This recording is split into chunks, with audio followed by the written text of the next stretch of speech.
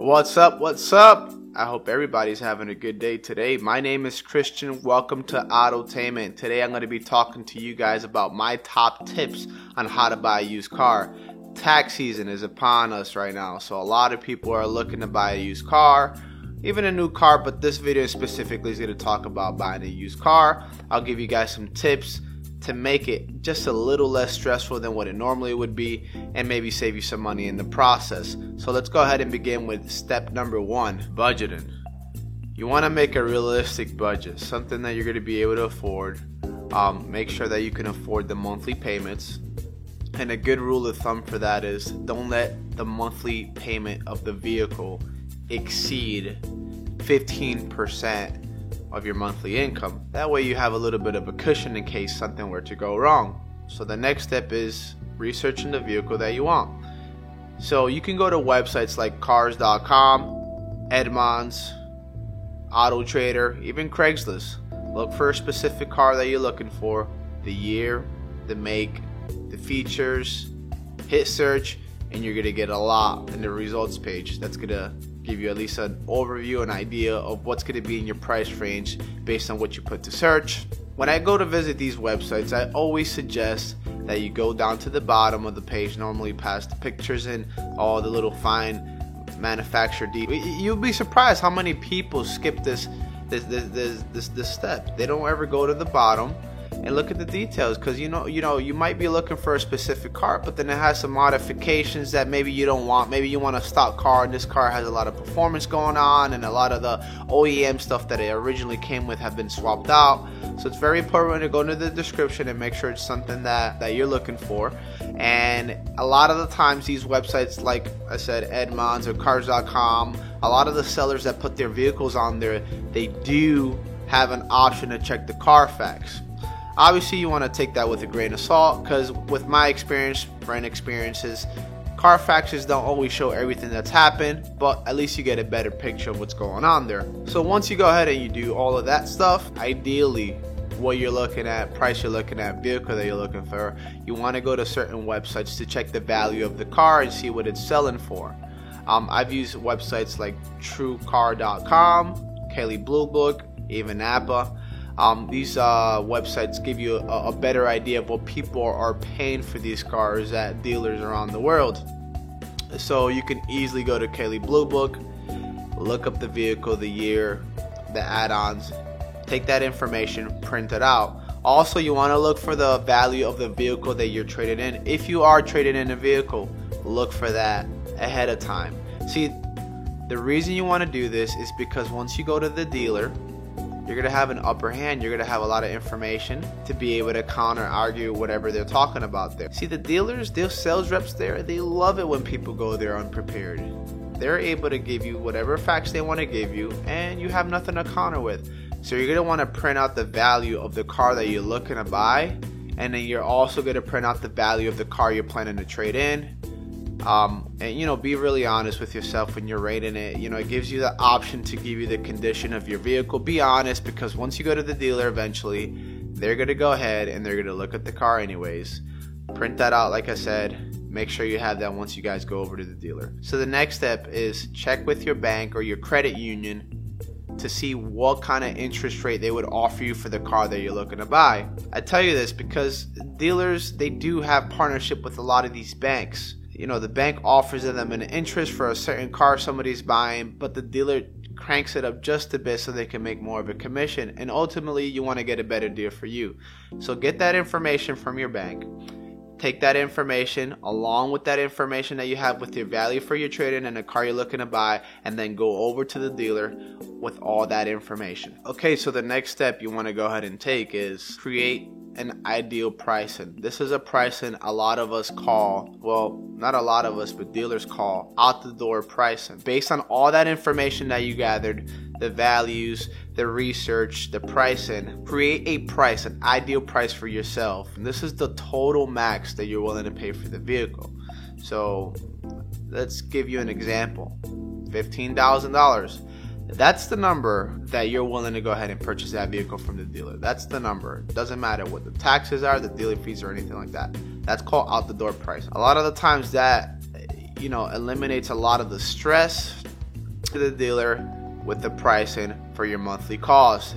Sales reps at the dealers there, and I go, listen, I want to pay only $400 a month. They can manipulate that system so much that you pay only the $400 a month, so you get what you asked for. But maybe it might have been a little cheaper, but now they're squeezing in all these extras without you even knowing. And that's the number you're going to have notated down or in your mind, and you're going to use it later on once you go over to the dealer. So, talking about dealers, the next step, go to your preferred dealer. Go take a look at the car. So from prior experience, I've noticed that when I've gone to dealerships, a lot of the sales reps there, they just want to get straight to the point. Oh, you're looking to buy a car? How you looking to buy? You're looking to finance it? You're looking to pay cash? You're looking to co-sign it? What's your credit? All that stuff. Just ignore all of that stuff and ask the person, hey, can I go see this specific car that I'm looking for? You want to make sure you like the car before you waste any time, and don't feel overwhelmed or pressured by these people. If you want to, a tip that I always give to people when they go buy a car is go bring a friend. You feel a little less pressured, a little less, suffocated in a way. Bring a friend. That way you don't feel the pressure when you tell these sales reps, hey, I'll tell you that in a bit, but I want to go see the car first. So you get to the car, take a look around the car, see if you see anything. Use common sense to see if you see any, like some chips or some bangs, and be realistic based on the pricing that you chose. A little scratches and scrapes and stuff like that can always be fixed later on. It's between the hood and the bumper where it doesn't seem to match. Ask the seller that's showing you the car as much questions as you can, so you can get a better idea and you can come up with a better decision later on. Have them turn on the radio, the AC. Oh God, have them turn on the AC, please. So many times I've seen people make sure the AC works, the radio, the lights, the blinkers and stuff like that. Then ask the seller to test drive the car. So you want to go ahead and ask them to test drive the car, right? This is the car you might be owning for the next few years. You want to make sure it rides the way you want, it's comfortable, and by using a little bit of common sense that there's nothing major wrong with it, at least that you can tell. In this situation, I would recommend you get a mechanic, maybe a personal mechanic, somebody that you know that has a very good knowledge of cars. A lot of the times, if you don't have one, you can probably get one for like $50 or $70. Ask the seller if you're able to take the car over to a mechanic, and if they allow you, that's normally a good sign. Alright, so you finish the test drive and you come back over to the dealer's parking garage. If you haven't looked, go around the car once again. If you were pleased with the drive yourself, try to look at the tire thread. A lot of the times you can tell if it's bad thread or a good thread, if it's uneven wear on it. Always look for like an even thread, because it normally means it has an alignment issue or a disc issue, or the car is not steady in some kind of way. Make sure that the car is not producing like a purplish blue smoke from the pipe. That means that the engine is burning oil. Trust me, just stay away from it. I'm not even going to give you an explanation unless you really know somebody that can fix the head of the engine. But you just want to stay away from a car purchase like that. Like I said, don't be afraid to ask questions. But like I said before, the best way is to avoid all of this and go talk to a personal mechanic. Let them do all that dirty work. If you end up seeing some chips and stuff like that, or some paint defects, make sure and go back to your Kelley Blue Book or True Car Value evaluations and deduct some points and get the price more accurate after that. Alright, so you liked the car, you liked everything about it, it drove smooth, it was great for you. Then at this point you're going to want to go inside and talk to the seller. But see, if you were looking at maybe another car and that was an option, don't get emotionally attached to this car and take your time. Tell the seller that you're going to go over and look at the other cars. At that point, they're probably going to get to the point that it seems like they're pressuring a lot. They don't want you to leave. They're saying it's a bad idea and they're trying to talk you out of it. At the end of the day, it's your buying decision. Don't force it. Don't rush it if you don't have to. Go look at the other cars and repeat the process that you did with this. So once you decide which car you want to go ahead and buy, go to that specific dealer, talk to the sales rep, and this is where the fun actually begins. Talking numbers. Once again, I'm going to repeat, guys, do not use the monthly payment tactic. Sales reps at the dealers, they absolutely love that because they can slam hidden fees, hidden services and extras into your monthly cost and still give you the number that you want. Stay away from the monthly tactic. Stick to the price that you had in your mind earlier, which was the out the door price, and that's the number you want to stick to, and hold that in your head. So you're gonna run by them the out the door price, and that eliminates any hassle, any kind of negotiations, or any side stuff. That's gonna get straight to the point. If that's the car that you want to get, stick to that price. Stay firm. Don't let them scare you. Worst case scenario, you leave. Guess what? They're gonna probably call you 9 times out of 10 and try to work out a better deal and probably give you the deal that you wanted originally. Remember, you've done your homework already. You know the values. You know the interest rate that your bank is gonna provide you, or your credit union. You know what the car is worth. You know what the car sells for. Remember, this is why you did your homework before. You have the information, you have the values, you have what people are paying for normally for the vehicle that you're looking to buy. And by the way, I have not talked about your specific trade-in if you have that, and there's a specific reason I haven't done that. You want to leave that to the very last step, because they try to manipulate numbers in there to make it seem like they're giving you more, or they're making your payments cheaper. Trust me, they have a way to manipulate the system. You want to get the outdoor pricing, get them to say yes to the outdoor pricing, then you slam in the fact, hey, I got a trade-in. Got it!